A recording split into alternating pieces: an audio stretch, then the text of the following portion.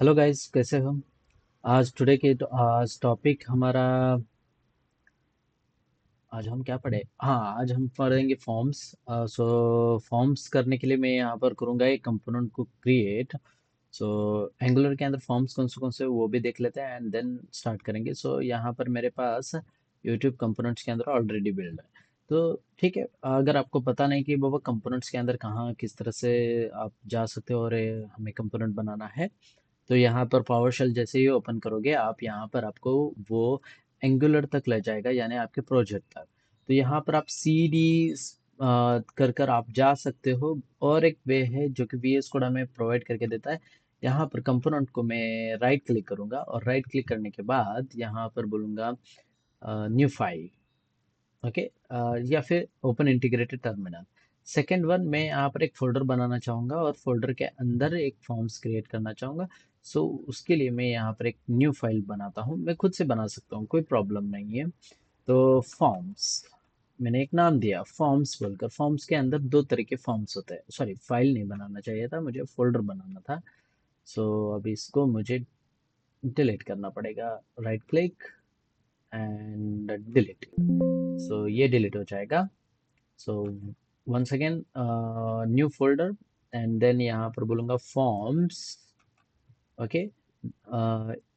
Angular के अंदर दो तरह के फॉर्म्स होते हैं, हम देखेंगे कि कौन से तरीके के फॉर्म्स होते हैं एंड उनको किस तरह से यूज करना होता है। अब इसको बोलूंगा, राइट क्लिक करूंगा फॉर्म पर और यहाँ पर ओपन इंटीग्रेटेड टर्मिनल। सो यहाँ पर आप नया टर्मिनल पर खुल जाएगा और फॉर्म्स के अंदर आएगा।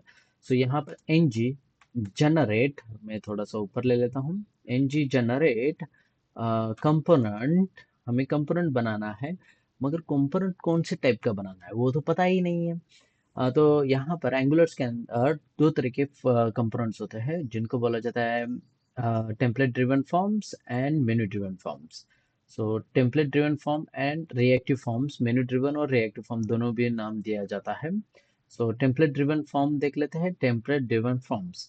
सो मैं यहाँ पर टेम्पलेट ड्रिवन फॉर्म लिखूंगा, मगर मगर आप इसमें स्पेस मत देना, डायरेक्टली लिख सकते हो।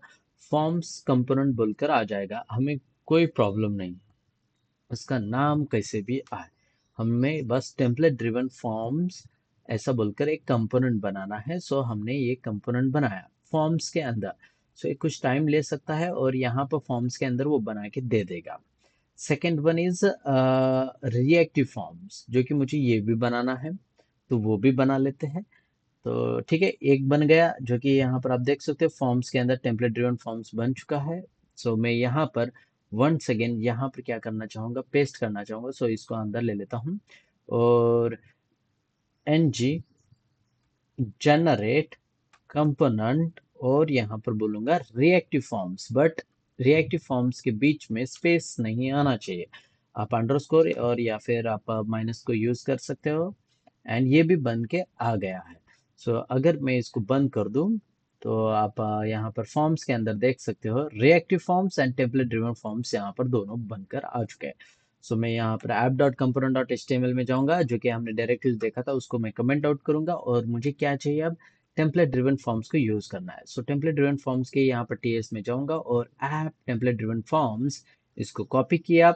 और कॉपी करने के बाद मैं app dot component dot HTML के अंदर यहाँ पर आके एज अ टैग उसे यूज करूंगा। और जैसे ही उसको एज अ टैग यूज किया, वो एरर थ्रो करेगा। सो इस एरर को रिजॉल्व करने के लिए हम क्या करेंगे, वो इसको बोलेंगे वो ये इसका एलिमेंट नहीं है, किसका, ऐप कंपोनेंट का। So app dot component dot TS में जाएंगे और यहाँ पर अब ये इसकी ज़रूरत नहीं है मुझे, इसको मैंने निकाल दिया और यहाँ पर मुझे ज़रूरत है टेम्पलेट ड्रिवन फॉर्म्स कंपोनेंट। यहाँ पर देख सकते हो कंपोनेंट फॉर्म्स टेम्पलेट ड्रिवन, तो यहाँ से आ रहा है। सो यहाँ पर हम यूज कर सकते हैं उसे। सो चलो, हमने यूज कर लिया एंड देन आगे बढ़ते हैं। ये हो जाने के बाद अब आगे बढ़ने के लिए हमें करना पड़ेगा, आ, हाँ, ऑनलाइन जाके चेक कर लेते कि बाबा वो आ रहा है क्या नहीं। तो यहाँ पर आप देख सकते हो टेम्पलेट ड्रिवन फॉर्म्स वर्क्स, यानी टेम्पलेट ड्रिवन फॉर्म वर्क कर रहा है। ये जो कंपोनेंट है हमारे HTML के अंदर आप पर जाके देखोगे तो यहाँ पर टेम्पलेट ड्रिवन फॉर्म्स वर्क्स बोलकर आ चुका है। सो मैं एक ड्यू ठीक है, टेम्पलेट ड्रिवन फॉर्म्स वर्क्स बोलकर जो आ रहा था उसे रहने देता हूँ, टेम्पलेट ड्रिवन फॉर्म्स और वर्क्स को निकाल देता हूँ और इस p टैग को मैं h1 टैग कर देता हूँ, तो h1 टैग हो जाएगा। और h1 टैग को बोलता हूँ एज अ क्लास देता हूँ और टेक्स्ट सेंटर, ओके, जिससे ये टेक्स्ट सेंटर में आ जाएगा। ओके, उसके बाद मैं यहाँ पर यूज करूंगा ड्यू डॉट कंटेनर। ओके, अब कंटेनर के अंदर भी ले सकते हो, कोई प्रॉब्लम नहीं है, वहां पर ही रहेगा। सो कंटेनर के अंदर ही आ गया एंड देन अब हम, या फिर कंटेनर के बाहर ही रख देते हैं, क्यों इतना टेंशन लेना है। हाँ, तो कंटेनर के अंदर तो आ चुका है। मैं यहाँ पर एक स्मॉल पीस ऑफ कोड यानी आपको शेयर करना चाहूंगा। देखो, Angular provides the two primary approach to handle forms, template driven forms and reactive forms वगैरह बोला गया है यहाँ पर। तो आप इनके बारे में इंफॉर्मेशन पढ़ सकते हो और इनके यूज करने के लिए the template driven forms really the directive with the HTML template managed form and ng model directive central creating a managing forms controls behind the scene। यानी हमें यहाँ पर ng मॉडल्स को यूज करना पड़ेगा और उनका इसने यहाँ पर कोड, सिंपल कोड दिया गया है। तो हम ये सिंपल कोड, ठीक है, कोई प्रॉब्लम नहीं है, इसको आप डायरेक्टली कॉपी करके पेस्ट करके यूज कर सकते हो, कोई प्रॉब्लम नहीं आएगी। फिर भी मैं उसको यूज नहीं करना चाहूंगा। मैं आप बूटस्ट्रैप को यूज कर सकते हो। सो आप चैट जीपीटी को भी बोल सकते हो। ठीक है, हम चैट जीपीटी को भी यूज करना किस तरह से वो देख लेते हैं। चैट जीपीटी को बोलता हूँ और चैट जीपीटी के पास गए और चैट जीपीटी को हम बोलेंगे यहाँ पर कि किस तरह से हमें फॉर्म्स क्रिएट करना है। तो यहाँ पर मैं बोलूँगा गिव मी, देखो, give me a form by using bootstrap, only bootstrap use करो, bootstrap, and in that मुझे क्या क्या चाहिए। फॉर एग्जांपल के लिए हम वहां पर लेना चाहते हैं user name and email and one password, एक सिंपल दे रहा हूँ, और एक mobile number and submit button. Okay, बस इतना ही है एंड देन एंटर कर लेता है। सो ये देखो, इसने पूरा का पूरा HTML दे दिया है, मगर मुझे HTML की ज़रूरत नहीं होती है। सो आपको यहाँ से लेकर कंटेनर का, यहाँ से लेकर हमें कहाँ तक चाहिए, ये देखो, फॉर्म्स ड्यू, और यहाँ तक बस हमने ले लिया। और यहाँ पर मैं बोलूँगा इसको कॉपी करके पेस्ट कर दिया, Ctrl+S टू सेव। और जैसे ही हमने सेव किया, आप देख सकते हो कि एंगुलर के अंदर यहाँ पर एक बढ़िया सा फॉर्म बनकर रेडी है। हाँ, सो डिपेंड्स करेगा आप कौन सा वाला पार्ट यूज करते हो। सो यहाँ पर एकदम बढ़िया सा फॉर्म बनकर रेडी हो चुका है, एंगुलर को हेल्प लेकर हमने बनाया। सो मैं यहाँ पर फॉर एग्जांपल के लिए एक छोटा सा बैकग्राउंड कलर यूज कर लेते हैं। सो यहाँ पर जाऊँगा। अब बैकग्राउंड कलर आराम से लगा सकते हो कैसे भी। मैं पूरे कंपोनेंट को लगाऊं या फिर इतना ही पार्ट लगाऊं। चलो इतना ही पार्ट या फिर पूरे कंपोनेंट को लगा देते हैं। नहीं, पूरा कंपोनेंट नहीं, इसी ड्यू को लगाना पड़ेगा। सो ये ड्यू कंटेनर जो है इसको मैं बोलूँगा बैकग्राउंड, जो है बैकग्राउंड कलर, उसको रेडियंट कुछ तो था ना।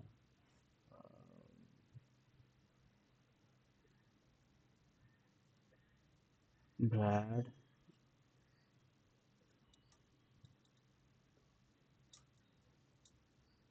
कौन सा कलर था वो, रे,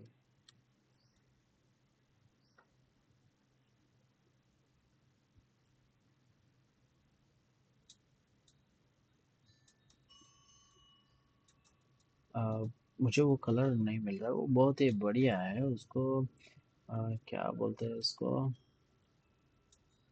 ग्रेडियंट, हाँ, नाम याद आया,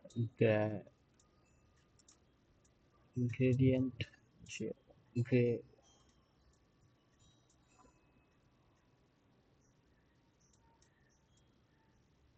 वो ग्रेडियंट क्यों नहीं आ रहा है?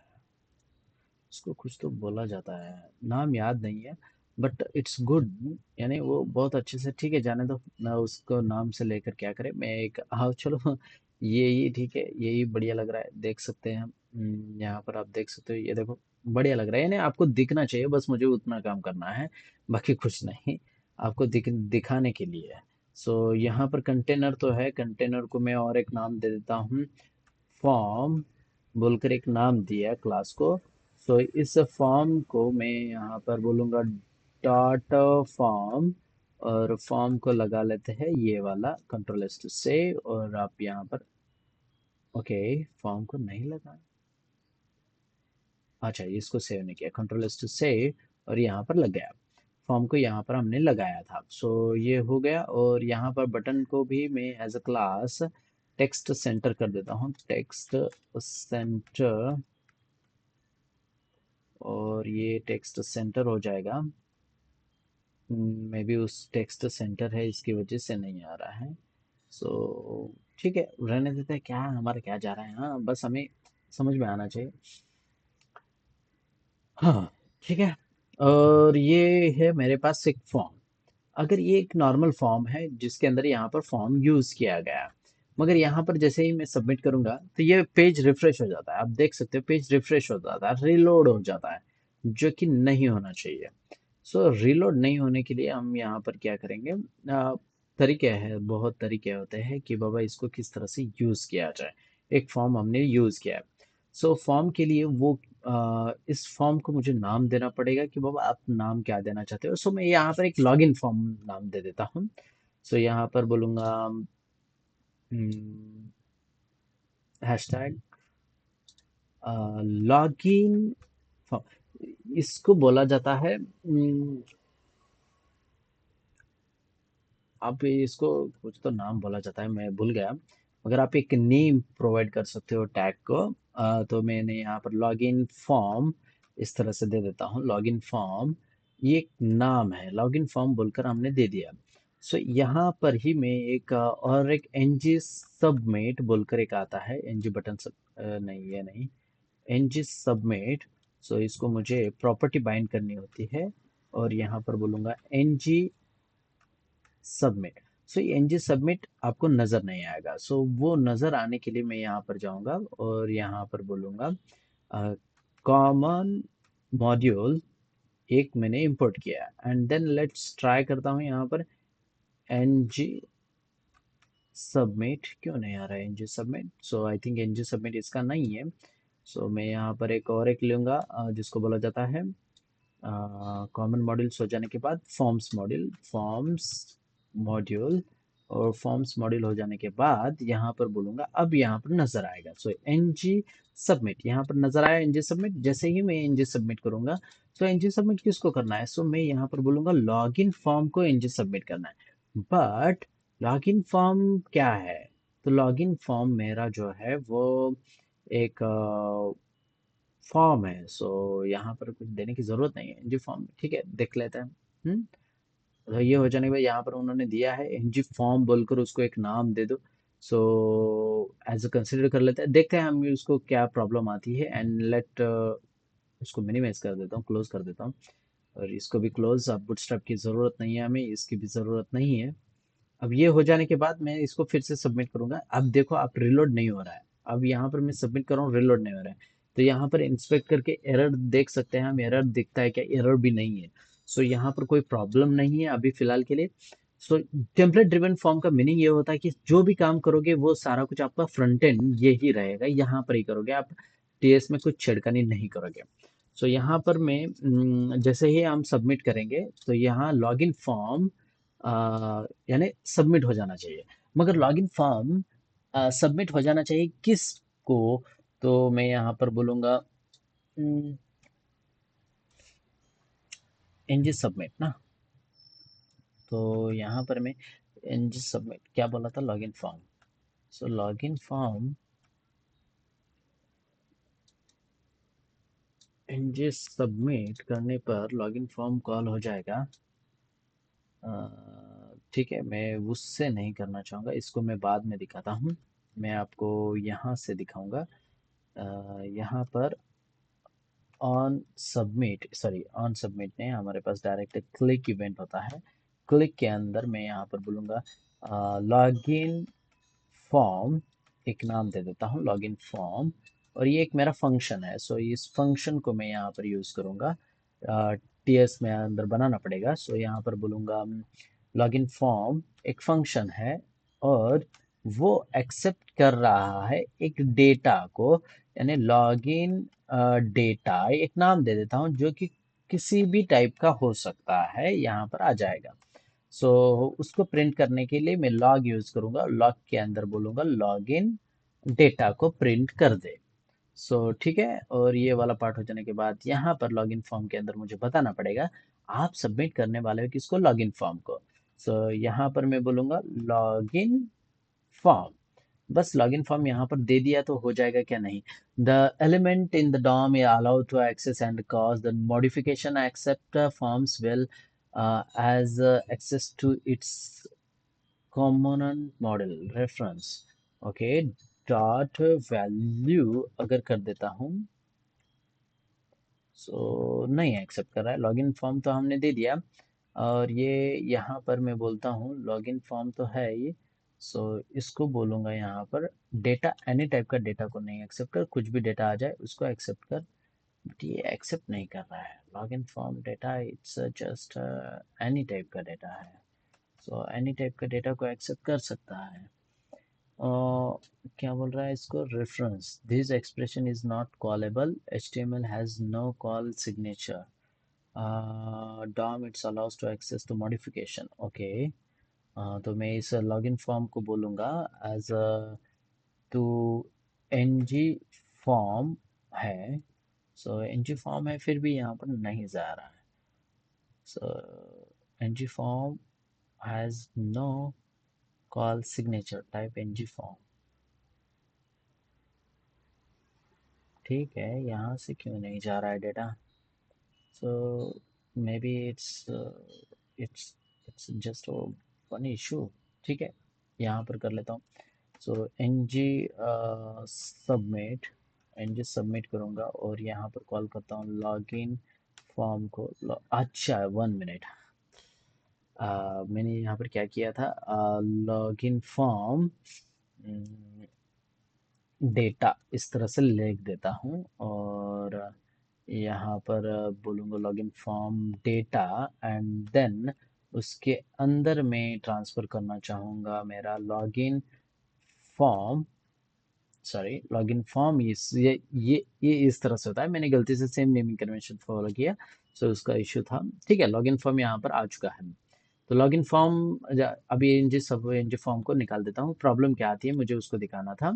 दे दिया, एंड ये हो जाने के बाद हम चलो अब कंसोल पर आके देख लेते हैं। कंसोल को मैं साइड में लूंगा, बूटस्ट्रैप है तो कोई प्रॉब्लम नहीं आएगी। यहाँ पर हम साइड में ले सकते हैं। इस साइड में आ जाएगा, एलिमेंट्स के अंदर से मुझे बस कंसोल लेना है।